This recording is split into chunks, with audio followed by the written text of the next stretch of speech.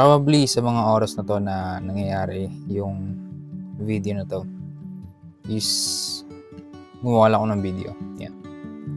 Simple lang, kuha ng video sa mga paligid, higit sa lahat, sarili ko. Yung mga araw talaga na parang bilis ng mundo, gigising ka, may gagawin, may habulin, may iniisip, may problema, tapos mapansin mo na gabi na pala. Parang ang dami nang nangyayari mo na hindi mo na alam kung ano bang tunay na importante. Doon papasok yung mga sandaling tahimik na tipong haupo ka lang, tapos muni-muni ka, nag-isip-isip ka na kamusta ba ako? Hindi yung kamusta na na nakatingin ka sa iba. Hindi yung sa social media, hindi rin sa sabihin mo na okay ba ako? Pero ang totoo na minsan napaisip ka na lang na ang dami mong gustong marating sa buhay, pero bakit parang ang bagal ng progreso mo?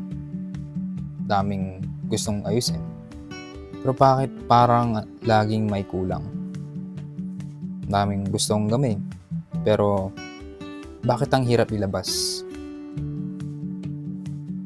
Doon ko na-realize na hindi pala lahat talaga na madali ang maging tao. Pero minsan nakakapagod din, nakakatamad minsan, pero ito lang. Yung mga panahon na parang naliligaw ka lang, pero hindi ibig sabihin na nawala ka. Minsan, dumadaan ka lang sa parte ng buhay na kailangan mo munang bumagal para makita mo yung direction na para talaga sa'yo. At alam mo, kahit gaano kahirap ang mga araw mo, lagi kang may dalang maliit na malakas at hindi napapansin, pero nandiyan ka. Kasi kung wala ka, hindi ka aabot dito. Hindi ka makakapagkwento. Hindi ka makakapagsalita sa video na to, di ba?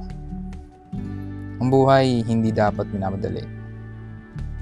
Hindi rin dapat sinusukat sa pace ng iba. Hindi rin dapat na mahalaga. Pero dapat mahalaga yun. Kahit na magpahinga ka muna saglit, okay lang yun. Kahit pa minsan kailangan mong dumuha at kunin yung nasa damdamin mo, di ba? Sa uli, may araw rin na nararamdaman mo na kaya ko pala. Pero kahit pa paano, gawa mo yung part ng buhay mo.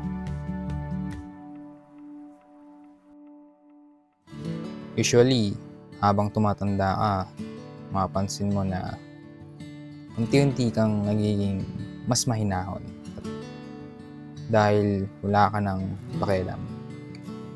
Pero dahil mas naiintindihan mo yung daloy ng buhay, yung mga bagay na dati nagpapastress sa'yo na sobra, ngayon, kaya mo nang timbangin. Yung mga tao na dati kinakatakutan mong mawala, ngayon, natututunan mo ng palayain. Yung mga pangarap na dati mo akala mo imposibleng abutin, ngayon, alam mo na hindi man madali, pero posible, di ba? Tapos, may mga gabi na nararamdaman mo na okay pala.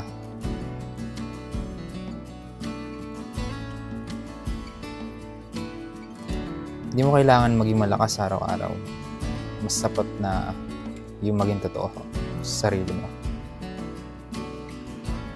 Kasi habang gumagalaw ka, paunti-unti, nag-iipon ka ng kwento, ng lesson, ng lakas, ng bago mong sarili.